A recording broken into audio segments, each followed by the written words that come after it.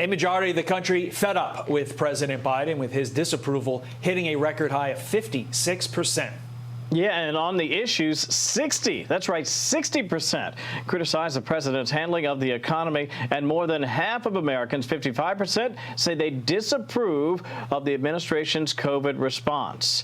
Joining us is Florida Congressman Representative Michael Waltz. And listen, this is one of those circumstances where you just have to say this has been about as bad as I think most people could have imagined, in particular as far as the economy is concerned, because you're talking about the price of gasoline is way up, the cost of heat your home is way up, the cost for food is up. It just seems like this cascade of negative news for this administration, and I think that could play a huge role come the midterms. Congressman? Well, I certainly agree with you. And just looking back over this last year, where you really saw the inflection point in Biden's poll numbers was the debacle in Afghanistan. I think that was just such a betrayal of basic American values. We never leave fellow Americans behind.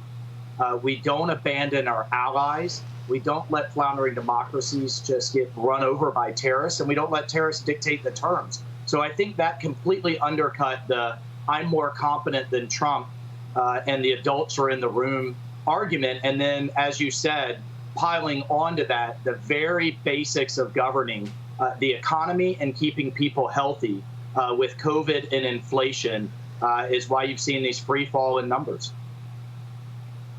Yeah, how much of the dip in numbers do you think is because Joe Biden campaigned on and promised to end the pandemic? Literally his words, not mine. But he has done the exact opposite of that, whether it's the disaster in messaging or the sheer fact of the matter that we have a record number of cases right now, seemingly every day.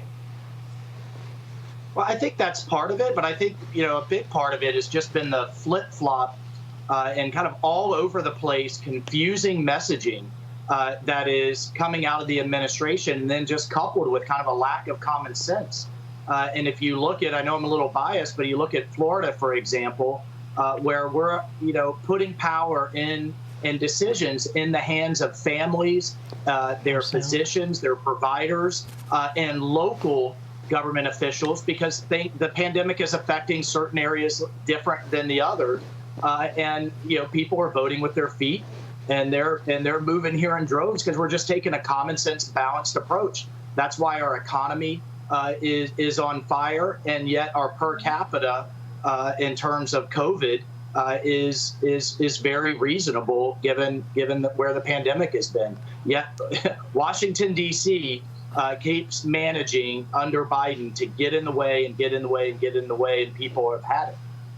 Congressman Michael Waltz joining us. As always, we appreciate the time. I'm so glad you mentioned the Afghanistan circumstance, an absolute debacle, unlike anything the American people have ever seen. It's just been incredible. An Afghan war veteran, Michael Berry, talking about that, just incredible with the Navy SEALs being forced out. I would love to get to that. Do we have time to share that with the folks at home? Let me share this with you, Congressman, before we wrap it up. Listen to this. Why are they kicking out Navy SEALs who should be fighting for our freedoms and fighting to defend this nation instead of fighting for their jobs? It's trampling all over the constitutional rights of our service members.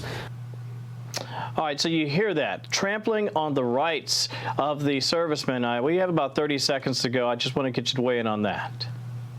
It's a tough one. We can't have SEALs piling into submarines or people into nuclear missile silos. You do have to get all kinds of shots when you go into the military. But in this case, I think this vaccine is somewhat different. And as the judge said, their religious exemption process by the Defense Department has been theater. It has been a rubber stamp. They haven't approved a single one out of thousands. And in this case, this is 35 out of several thousand SEALs who are making legitimate claims. And making a legitimate claim for an exemption. And I'm glad that the judge is going to let their case be heard. The case should be heard. As always, Congressman, thank you again. We appreciate it. Have a great day. All right, thanks. I'm Steve Doocy. I'm Brian Kilmeade. And I'm Ainsley Earhart. And click here to subscribe to the Fox News YouTube page to catch our hottest interviews and most compelling analysis.